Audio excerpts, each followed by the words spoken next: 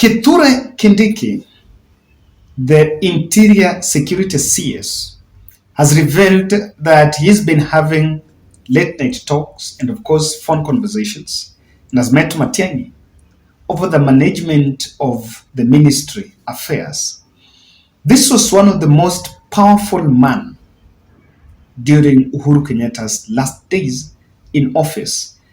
And we've always been told about the fact that cabinet never had a session for the last 2 years of Uhuru Kenyatta's reign, but this is the man that was coordinating what otherwise would be discussed at the cabinet. Ladies and gentlemen, this is the Bold Analysis, and my name is Kevin Oduor.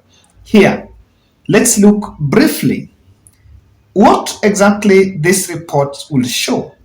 And I want us to interrogate whether there is a possibility of Matiang'i getting back to government. Is it a possibility? By the way, is it a possibility? We've seen the good man, David Maraga, handed a chair of police task force reform, reform task force.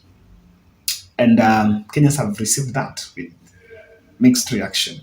Others seeing political move, others seeing just rewarding the good man, and also rewarding merit. And there have been different reports on this. Matiang'i, at one point, I think it was reported in one of the newspapers, because I really interact with the newspapers, that William Ruto was supposed to make the Kisii tour, which he has not made. And there were reports that when Ruto would make the Kisii tour, one of the highlights of that trip would be receiving CS Matiang'i, maybe back in the UD ranks. So I think it was reported that he'd been meeting some UD leaders from the region, Osoro, and a couple of other few influential leaders from the region, including Ongwae. And if you look at it if you look at this well, I know that President Ruto is a man that makes political projections. Let me remind you. Do you remember Ruto going to Kakamega and apologizing to Atwoli? Do you remember? Apologizing to Atwoli, saying, and Atwoli alisema kateni miti huyu kijana atajinyonga. Do you remember?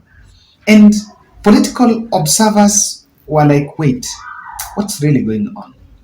It's because everything the President William Ruto does is normally calculated for some objective to be achieved. So I may not be shocked if this happened. Matiang'i, I remember, was at loggerheads with William Ruto during the case about withdrawal of security. And he was appeared in a national committee in the National Assembly, skinning Ruto down as to his threat profile and defending that decision by government to size down some his security details. So it's not new. Why I see that Matiang'i is not a lightweight. That's what I can say. If you were to be given Matiang'i and Joho, you would actually pick both of them. These are two people that they don't hold any office. They are not muchly in elective seat, neither appointive. They're not on ground, but they are people that you really love to have around you for purely political reasons. He was an emblem of raw power.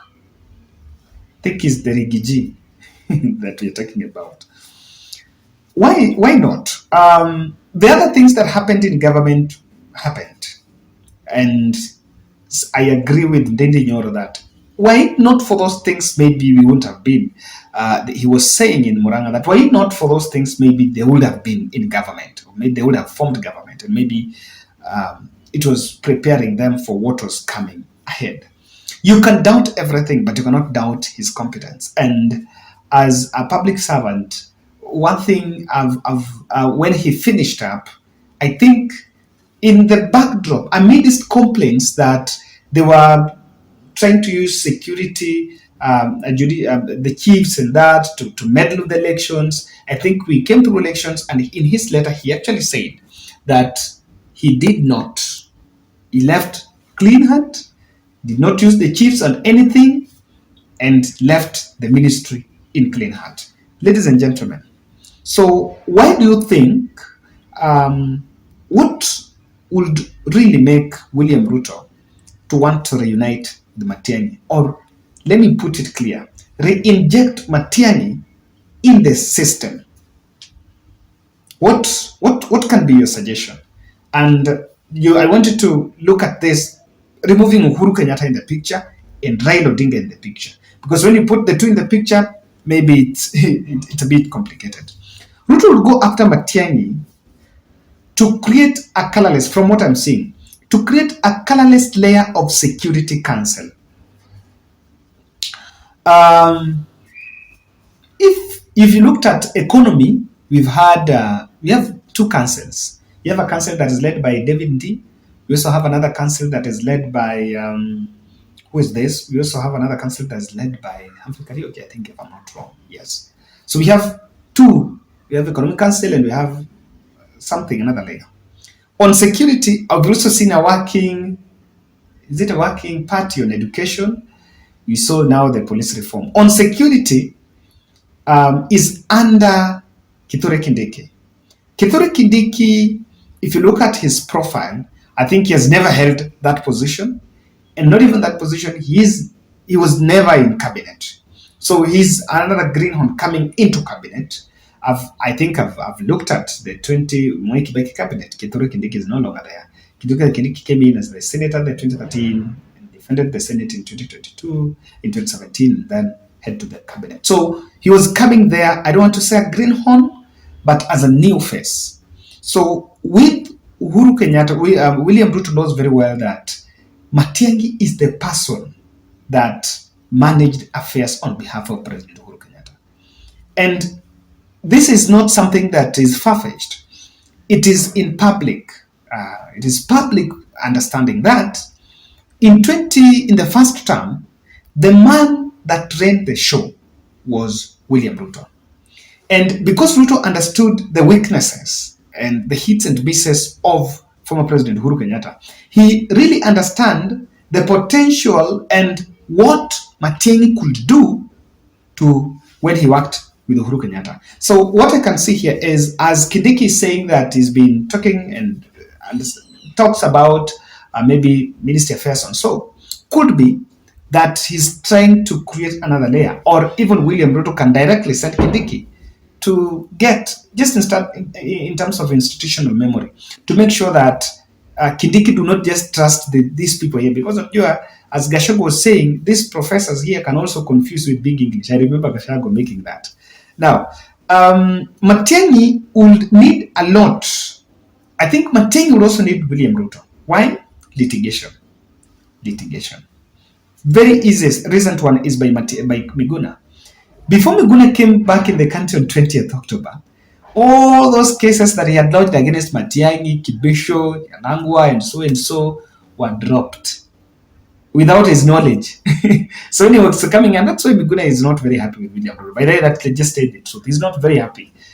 He was trying to talk to some few friends. They're saying the man is not very happy. So Matiang'i would need that protection, that immunity, and to be, even if he's not in an appointed position, but he's in a position where he can access president, can access Kindiki, he in a position to maneuver his ways. Because as being in a docket like that of interior, all these things that have been said about extrajudicial killings, inhuman, and that, everything that involved the police could wind down and get to the ministry. So you never know. He was a man that really did what he could do, so long as it was right. Be it in the Ministry of Education, be it in ICT, or be it in the Interior when he took over from after the untimely demise of Nkaiseri. So you would need that to just also make sure that he is against very dubious and malicious litigation. You will get that backing. The other aspect is very usual, maybe one that will be open, is consolidate the Kisi vote. As if you see amongst the senior politicians, Machogu, who is the CS, but he looks a bit calm. I've seen an attempt to be cozy with Simbarati, but I see Simbarati as pro ODM and pro Raila. I think he's, in terms of his re-election, he's a bit in complacent. He's not comfortable moving over to defend that seat with William Ruto side, and he would maybe rather remain ODM. But Matiang'i will challenge that seat in Nyamira.